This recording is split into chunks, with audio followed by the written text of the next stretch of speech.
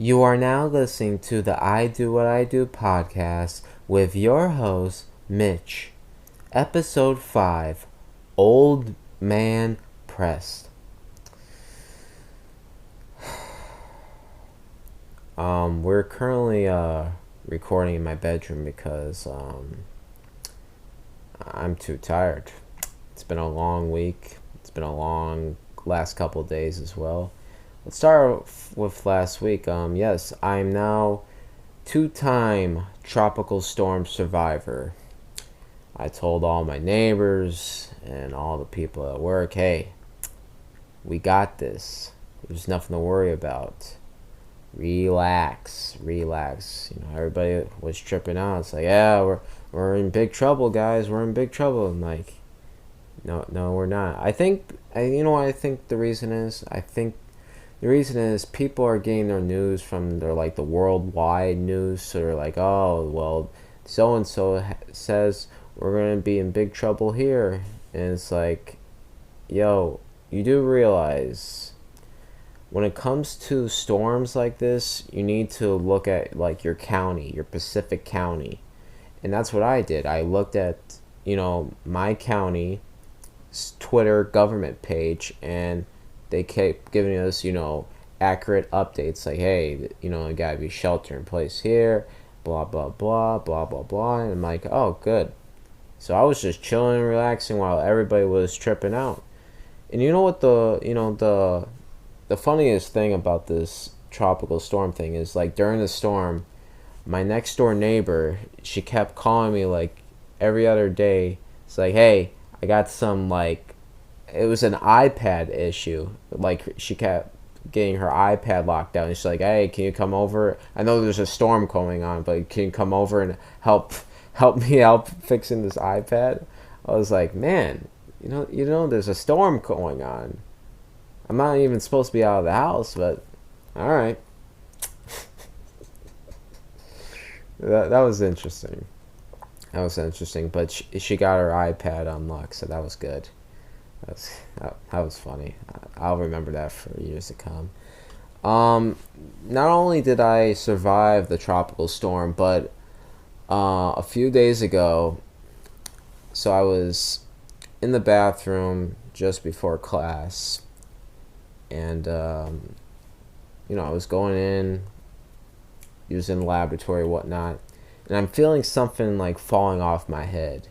It's like, oh, it's probably a leaf or a piece of grass or something. Because, when you're riding your electric scooter along, like, the sidewalks, there's a lot of nature where I live. So, maybe sometimes you get, like, a leaf on you or grass on you or something else. Fuzz, feathers from birds. And, I'm slowly getting something out of my hair. And all of a sudden, bzzz, it's a bee. I was like, ah! I whacked the bee down on the floor. I was like, ow, ow, ow. And then I did the good Lord's duty and killed the bee right after. But yeah, I got stung by a bee. First time getting stung by a bee. I've been avoiding being stung by a bee for all these years, and I finally got stung. And guess what? It turns out I'm not allergic to bees, and it turns out getting stung by a bee isn't all that it's cracked up to be. It literally lasted for, like, I don't know, maybe 2 or 3 minutes to sting. I was like, oh yes, now I'm officially a bee stung survivor. I'm officially a bee stung survivor. So yeah, put up tornado survivor, tropical storm, two-time tropical storm survivor, and now bee stung survivor. Oh man, my life is just, it just keeps getting interesting by the minute. So over this past Labor Day weekend, I went to Orlando to experience the LSU Florida State football game. So this type of event, I've been planning these events for months now, and I'm gonna keep it real with y'all. When I plan to go out to school here in Florida, this was this was the event that came along with it. It's like, yes, I'll go to school, but I'll quietly plan out my trip to Orlando to go see a high-end college football game. Listen, man, I always think of grand things to do, and that's what I did. I took a plane to go to Orlando, which was a lovely, like, half an hour flight. It was very nice, very peaceful. I had lunch. Seasons 52. If you ever get a chance to go to Seasons 52 in Orlando, highly recommend. I had the plankwood salmon with marbled potatoes and green beans. Oh, great. It was great. Anyhow, yes, I went to the LSU Florida State game, and I gotta say, man, the experience was awesome. It felt like a college football experience you've always dreamt of being at. Even though it was at a neutral zone site, it still was unbelievable. But you know what's crazy is I didn't expect it to be a Florida State home game. Like, there was so much red everywhere. I thought it was going to be half and half, but no, it was like 3/4 quarter of the entire stadium was Florida State, and the rest of the the other quarter was LSU fans. So in my section, I was like surrounded by Florida State fans. So I was like, oh god, because I was wearing an LSU Pete Maravich jersey. So I was like, oh no, I hope I don't get beat up here. But I'll get to the title of this episode in a minute. So yes, I was rooting hard. When it comes to me being at sporting events, a rare few people know how I am. Whether it be Bobby Bender, Casey Johnson, and I didn't think any family members knew if I was like this crazy sports fanatic. But I just remembered that I went to a Buffalo Bills Chicago Bears game with my cousin Melissa and her husband Kevin, and they know how I am. But yeah, if you ever know my real side when I go to these sporting events, I'm loud, obnoxious, hyper, crazed fan. Like, I just go absolutely nuts during these types of things. And then even like this game especially, I'm not a fan of LSU, but my dad's a fan of LSU. I like LSU. I like SEC, so I figured, I might as well play a part in this and buy an LSU jersey, Pete Maravich LSU jersey, and go all in. And that's what I did. I did go all in. But everyone knows when it comes to these sporting events, whether I'm loud, obnoxious, or crazed, I'm a respectful, loud, and crazed fan. Like, I'm not going to pick a fight with anybody in the stands or pick a fight with I'm not going to start trouble, because I don't care about, high school, middle school pettiness. I'm there to have a great time, and I'm not going to bother anybody while I'm there. I'm not going to make a ruckus while the game is going on. I'm just going to have fun. That's what kind of sports fan I am. Well, it's the second quarter. LSU is going for it on 4th and goal at the 1-yard line. Now, before this play, they tried for it on 4th down 2 times. They didn't get it. So the quarterback hands off the ball to the running back, puts it in, touchdown. And I was so happy, I cheered out. It's like, yeah, yeah. And then I said, "About effing time," because, they didn't convert on the last 2 4th downs, and this one they finally got it. So I said, "About effing time." All of a sudden, this guy on the left, which in the beginning he seemed like a cool dude, doing like the friendly trash talk. All of a sudden, this dude came out of nowhere. It's like, he comes up to me. He's like, hey, I'm not tolerating this swearing. You can't be swearing like that. I was like, what? did this guy come from? I was like, and you know me, it's like, this isn't my team. You know, LSU is not my team. So, you know, I'm not going to press him like he pressed me just now. And I was like, oh yeah, don't worry about it. Yeah, you know, don't worry about it. Hey. And you know what I did? I was like, hey, don't worry about it. Hey, I know. I offered to shake his hand and creep it. I said, hey, let's shake on it. Let's shake on it. He's like, I'm not going to do that. I'm not tolerating that. No, I'm saying, like, let's shake on it. It's like, make sure I don't. Circus, no, I'm not going to. It's like, come on, shake my hand. You're not going to shake my hand? You're not going to shake my hand? Like, I was doing the friendly hospitality thing. Like, hey, come on, shake my hand.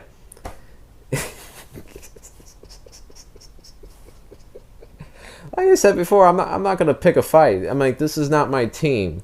You know, I'm not gonna like go out of my way to press him back right now. You know, it was just so very awkward and weird. And you know what I noticed a little bit later? You know, his buddy was talking to him, and I'm overhearing on the background. He's like, hey man, leave the kid alone. He ain't doing anything wrong. He's like, yeah, but he's swearing, and there's girls right next to him. It's like, first of all, number one, these girls right next to me, they're like probably like, I'm gonna say roughly 17 or 20 plus. I don't know. It was something around that age. I could tell you one thing: they can care less if I'm swearing. Number two, and this is the big thing, sir. Last time I checked, you've been swearing during this game too. You've been saying BS all game long. So you can't come at me crying about me swearing in the middle of the game, being a regular, normal cheering fan, and you're over here swearing. So shut up. For real, shut your mouth. Oh my God. It was just like, I couldn't believe it. You know what it is, man? You know what it is? This guy was just experiencing me having too much fun. He was a little upset that, you know, his team gave up a touchdown. He's like, you know what? I'm going to ruin this kid's fun and just give him a little hard time. And, you know, his buddy, like I said, his buddy stood up for me. He's like, hey, man, he ain't doing nothing wrong. And the people behind me, like, the end of the first half, I look over, it's like, hey, man, you know, I'm sorry if I'm being a little bit obnoxious, you know. I'm just having a good time cheering for the team that I'm rooting for. And you know what they said? He's like, no, you're all good. You're just being a fan. So I wasn't crazy at all. Like, you know, it was just a very weird, abnormal moment. It was like, and like I said, if this was my team, I had a nice comeback press after that. I was like, hey, tyrant, I'm protected by the First Amendment. Sit your ass down. Oh, man, he probably would have got mad at me if I called him tyrant. Oh, my God. Or I was going to call him tyrant, and I was also going to call him Joe Biden. Like, hey, Joe Biden, I'm protected by the First Amendment. If you don't like it, get out of America, bro. Get out. I don't think he would have liked Joe Biden. Oh, he probably would have got mad. Florida folks can't stand Joe Biden here, so that would have been... He probably would have swung on me if I did that. But yeah, if it was my team, I would have said something. But I was like, who cares? This guy wants to get mad at me because, you know, I'm having a good time. Whatever. At least people stuck up for me. I appreciate. To all you Florida State fans that stood up for me, thank you. I appreciate you all. And you know, and this old man, you know, we dabbed after the game. You know, it's like, hey, good game. No hard feelings against him. But yeah, for future reference, hey, if people are having a good time at a sports game and they're not like going overboard with the swearing, you know, because what I did, I mean, come on, about effing time. That's not going over the top. That's not crossing any boundaries. That's just being just a regular everyday sports fan. You know, if you see people having a good time, not directing any offensive language towards your way or being overly offensive, relax. Relax. Let them enjoy themselves. You know? So yeah, that was me getting pressed by an old man. He did ruin the vibe for me at the game, kind of. I mean, afterwards, I sarcastically apologized to the girls right next to me. They were just laughing. It's like, you don't have to apologize for nothing.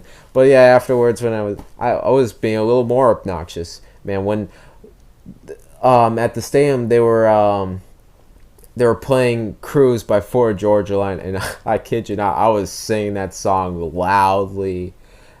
I was like, and I first saw began telephone, and that's the same loud accents. I was driving this guy nuts, and I was dancing.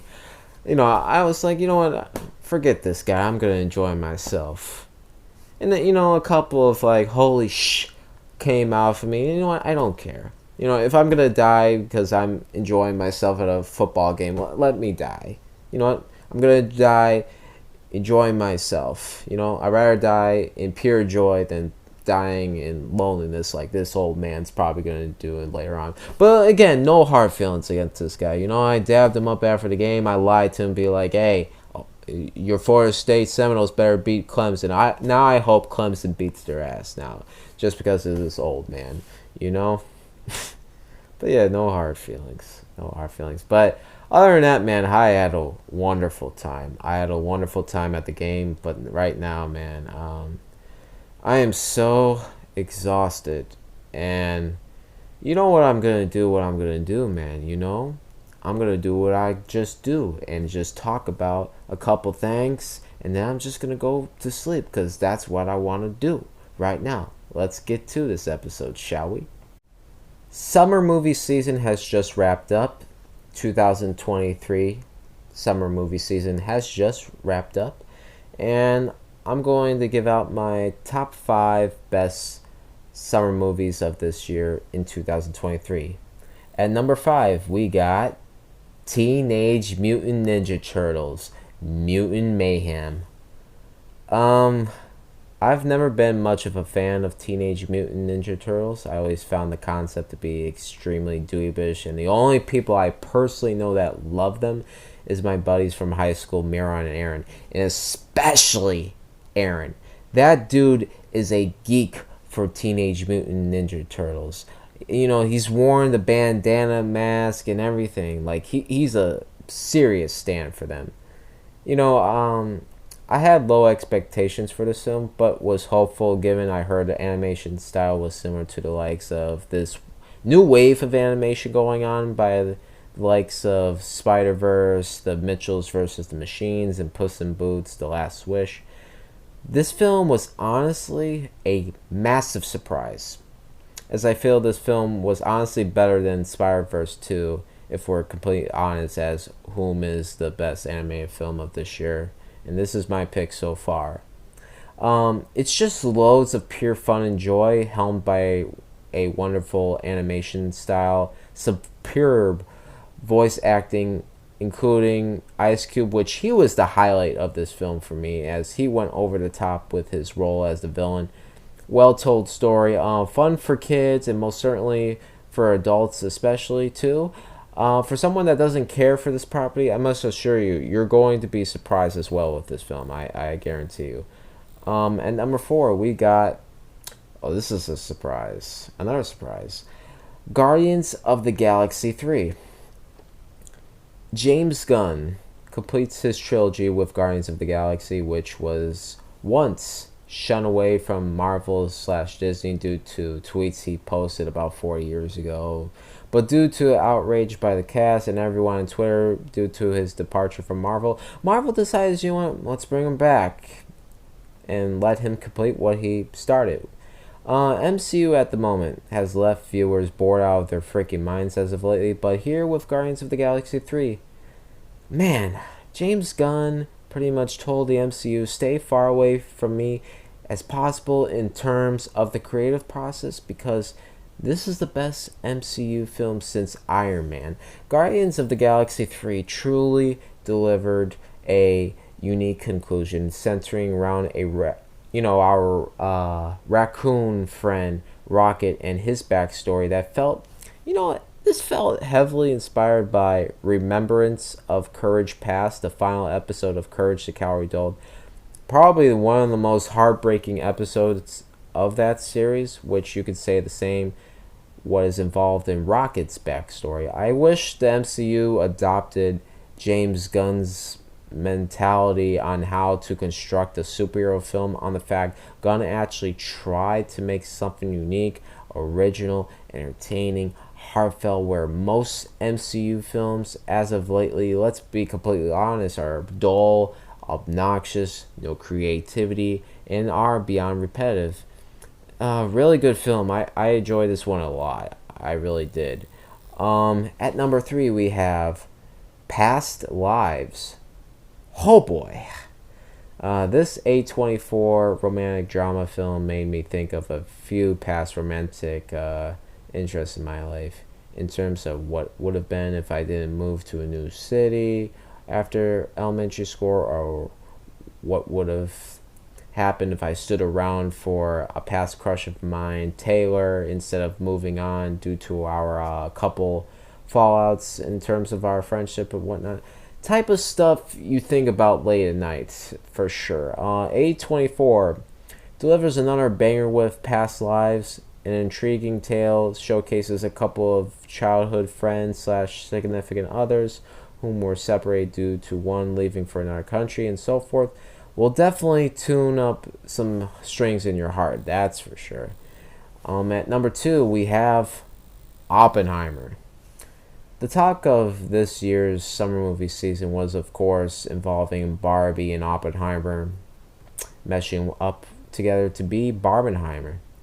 Anyhow, Oppenheimer, from the looks of it, you would expect it to be some kind of massive event with some hard-hitting action and such, as we've been accustomed to before with Nolan's films, while Oppenheimer is the complete opposite, as it's a straightforward historical drama. As man oh man, it's a beautiful thing for an original straightforward drama to make 850 mil worldwide.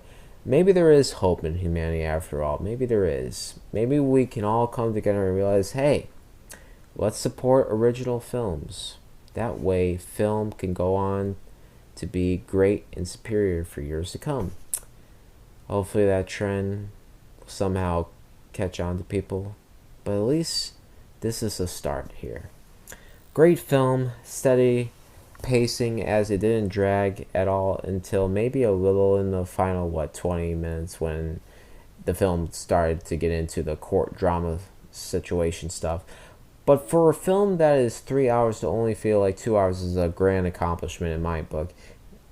It appears Nolan's strong passion towards the theater-going experience was awarded heavily this time around, indeed financially speaking, but more so critically speaking especially.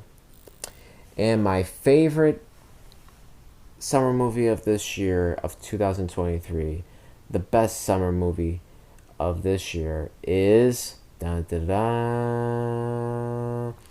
Blackberry. My favorite film of the summer movie season is based around a beloved phone my mother used to have when I was younger. I didn't see this one coming. I really didn't. Blackberry is Ari Gold from Entourage meets Silicon Valley. You ever watch those shows, you'll understand why I made that comparison from those to this film. While the interest of the film is centered around based on a true story surrounding a popular phone, it also is the funniest film I've seen all year long.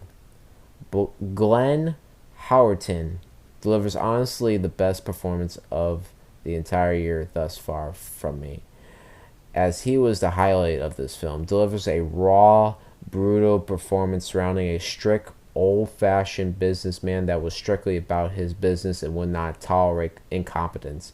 We really need to bring back this type of business-minded people in today's society in order to achieve productivity and most certainly efficiency in our businesses. For sure.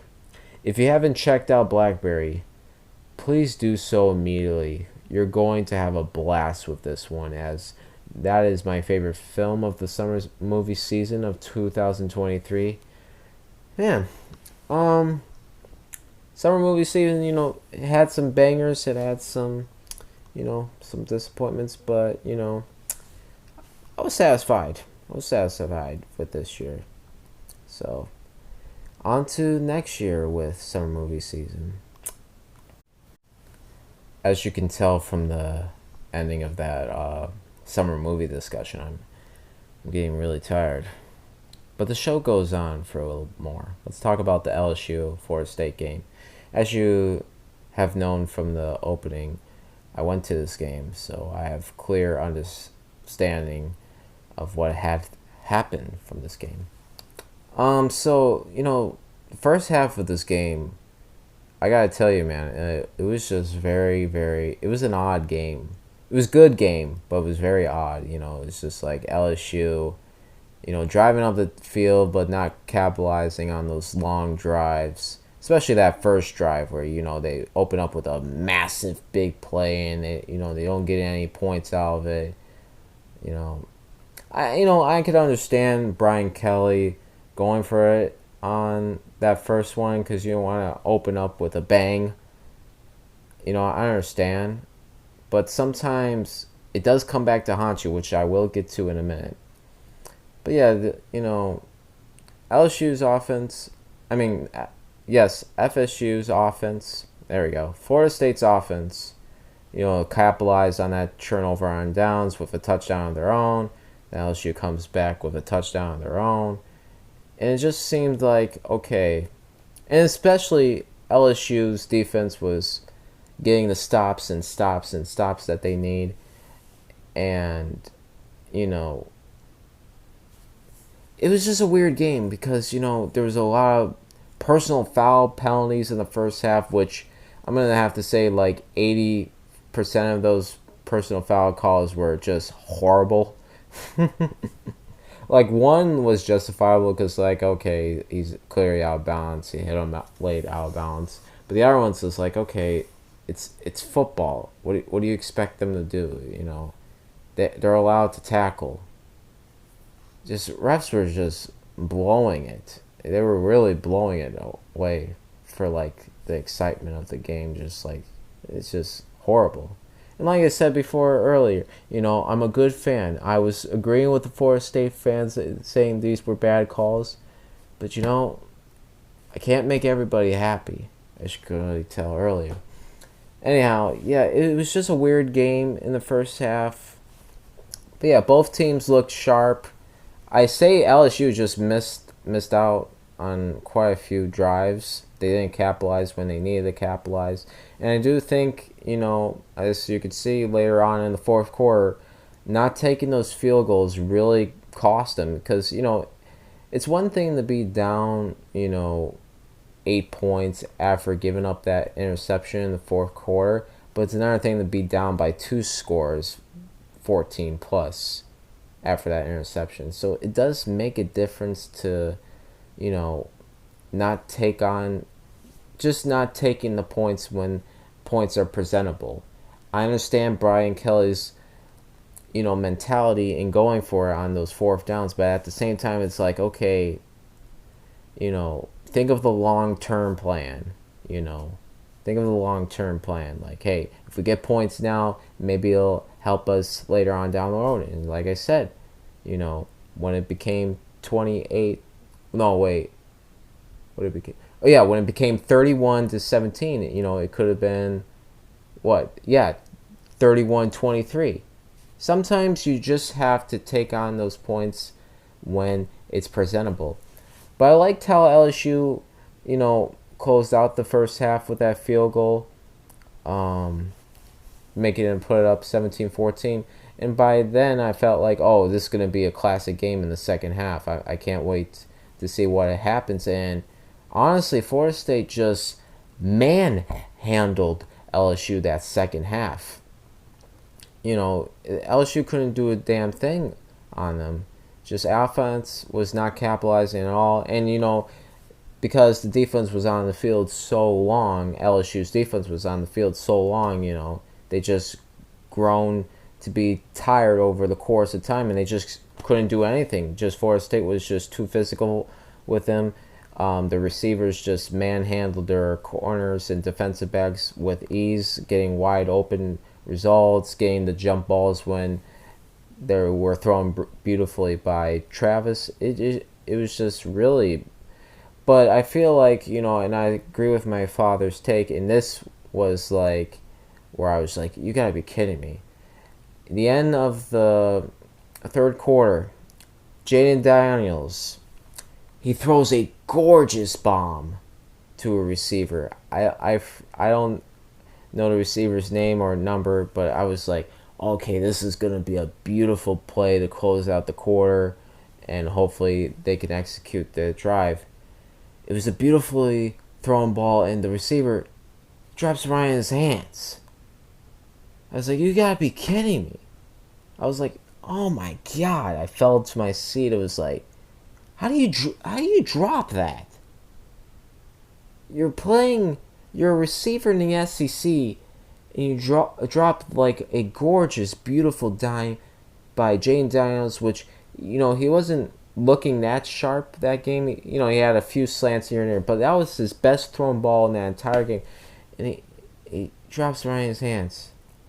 That whole drop pass cost him the game there, because the momentum shift, and guess what happened? Next play, Jane Daniels throws an interception due to the fault of the receiver falling down on his butt. It was just so defeating. And that's what really cost him, that drop pass. And then all of a sudden, Florida State just manhandled them that entire fourth quarter, where you're just like, good Lord, this is a beat down. That whole second half was a beat down. Florida State just manhandled them, honestly. And, Jordan Travis, man, he looked pretty sharp. Other than that one interception in the second quarter, 23 of 31, 342 yards, 4 touchdowns, 1 interception, and also a rushing touchdown. 7 attempts for 38 yards. Florida State looked awful good. I will say this. They looked awful good.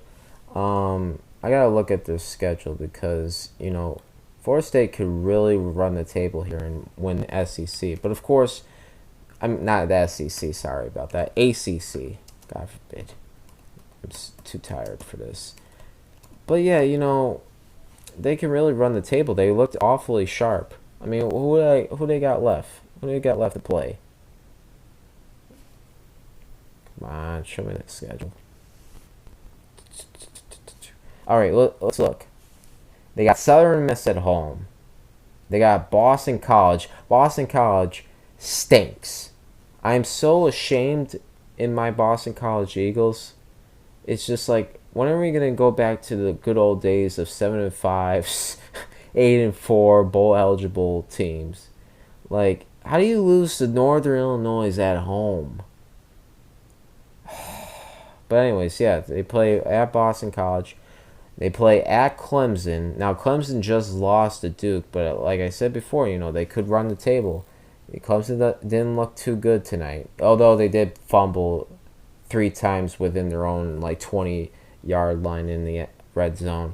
So, you never know. That game kind of may be a fluke. But, Virginia Tech, Syracuse, Duke. Duke looks good, but, they're at home against Duke. So, they get the advantage in that game. Wake Forest, Pittsburgh, Miami, Florida. They could really run the table and capitalize on an undefeated season. But, anything goes in college football, man. But I gotta say, Florida State looked really, really, really sharp. They are definitely a team to watch out for. But like I said, since they're in a weak ACC and given Clemson just lost tonight, that's where they don't have the advantage of, finishing out 11-1 for the 12-game schedule year to make it to the playoffs. So, I don't know. They may have to go undefeated in order to get to the playoff. But with LSU beating LSU, it may help them. So I think they could only afford one loss at this point. But it really all matters to LSU and how they finish up the year. If LSU goes like 9-3, 10-2 for the year, then maybe Florida State can get in to the playoff with 11-1. But you never know. Yeah, LSU. Other than Jaden Daniels garbage time TD, I don't know, man. LSU just they looked good, but they didn't look great. My concern really is like receiving end as other than Brian Thomas Jr. putting up 7 catches for 142 and a garbage time TD. It's like I don't know. This team looks. I don't know. I don't think they're gonna be playoff bound. I think they're gonna finish. My rough estimate like 8-4.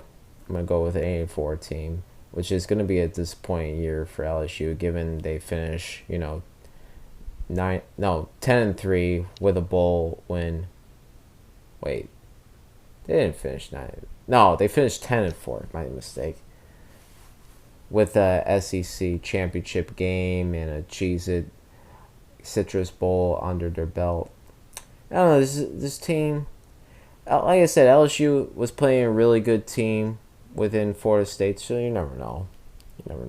But yeah, it was just a weird game, I will say. Like, the first half was very weird. Second half, Florida State manhandled them, so I don't know what to expect here from LSU, honestly. But Florida State, I think they can get in the playoff with just one loss. They can run the table, only lose once, maybe to just Clemson.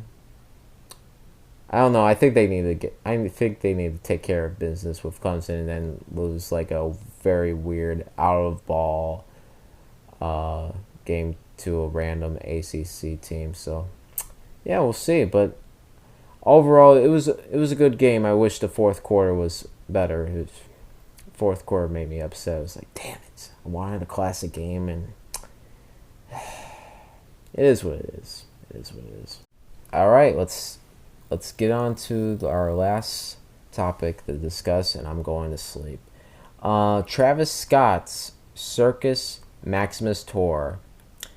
Travis Scott, he just released dates for his upcoming tour, the Circus Maximus tour, centering around his latest project, Utopia. I really enjoyed Utopia, as I felt with all Travis Scott has been through over the years, along with the major gap from his previous album, Astro World. Utopia felt like a strong comeback. As you could tell, there was a sense of urgency that Scott really needed to deliver big time, as I felt this project was a strong release for him. Because of Utopia being a really good album, I would like to experience this project live, as I did cop tickets to this tour. I did bought tickets.